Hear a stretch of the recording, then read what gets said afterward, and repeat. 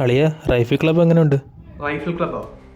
ആദ്യം തൊട്ട് അവസാനം വരെ ഒരു കിഡിലൻ തിയേറ്ററിക്കൽ എക്സ്പീരിയൻസ് നൽകുന്ന ഒരു കൈൻഡ് ഓഫ് വൈബ് സിനിമയാണ് റൈഫിൾ ക്ലബ്ബ്.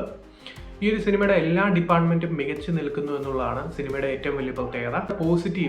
സിനിമയുടെ പ്രധാന പോസിറ്റീവ് എന്ന് പറയുന്നത് ഇതിന്റെ കാസ്റ്റിംഗ് ആണ്. എസ്പെഷ്യലി ദിലീഷ് പോത്തൻ്റെ ഒരു കാസ്റ്റിങ്ങും ആ ഒരു പെർഫോമൻസും ഒക്കെ ആ ഒരു സിനിമയുടെ ആ ഒരു ക്യാരക്ടർ, ആ ഒരു വൈബ് ക്യാരക്ടർ ഡിമാൻഡ് ചെയ്യുന്നത് എന്താണോ അത് ചെയ്യുന്ന പോലൊക്കെ തന്നെ അദ്ദേഹത്തിന്റെ സീക്വൻസസും ഒക്കെ തന്നെ വളരെ അടിപൊളിയായിട്ടാണ് ഈ സിനിമ വന്നിരിക്കുന്നത്. അതുപോലെ തന്നെ ആഷിഖ് കപൂറിന്റെ ഡയറക്ഷനും അതുപോലെ തന്നെ ആഷിഖ് കപൂർ DOP എടുത്തു പറയേണ്ട ഒന്നാണ്. ഈ ഒരു സിനിമ അവർ അപ്ലിഫ്റ്റ് ചെയ്യുന്ന ഒരു സംഭവമാണ് DOPയും അതുപോലെ തന്നെ ആ ഒരു സിനിമയുടെ ഡയറക്ഷൻ. കാരണം ആ ഒരു വൈബ് മെയിൻറ്റെയിൻ ചെയ്ത് ഓഡിയൻസിന് കണക്ട് ആവുന്ന രീതിയിൽ വളരെ കിഡിലനായിട്ടാണ് ആ ഒരു എക്സിക്യൂഷൻ വന്നിരിക്കുന്നത്.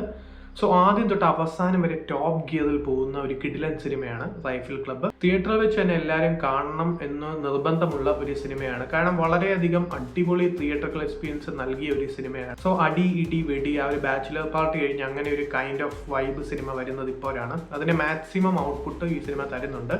അതുപോലെ തന്നെ വിജയരാഘവൻ, വാണി വിശ്വനാഥ്, സുരേഷ് കൃഷ്ണ എല്ലാവരും തന്നെ എടുത്തു പറയേണ്ട ആ ഒരു ക്യാരക്ടേഴ്സാണ്. ദിലീഷ് പോത്തൻ്റെ ക്യാരക്ടർ, ഒരു ഹനുമാൻ ഗേറ്റിൻ്റെ ക്യാരക്ടർ എല്ലാവരും തന്നെ കിട്ടിയതുള്ള, അനുരാഗ് കശ്യപ് കിട്ടിയതുള്ള എല്ലാവരും തന്നെ അടിപൊളിയായിട്ട് ചെയ്തിട്ടുണ്ട് എന്നുള്ളത് ഈ സിനിമയുടെ ഏറ്റവും വലിയൊരു പ്രത്യേകതയാണ്. തിയേറ്ററിൽ പോയി എല്ലാവരും കാണേണ്ട ഒരു സിനിമയാണ്. സോ നീ മിസ് ചെയ്യരുത്.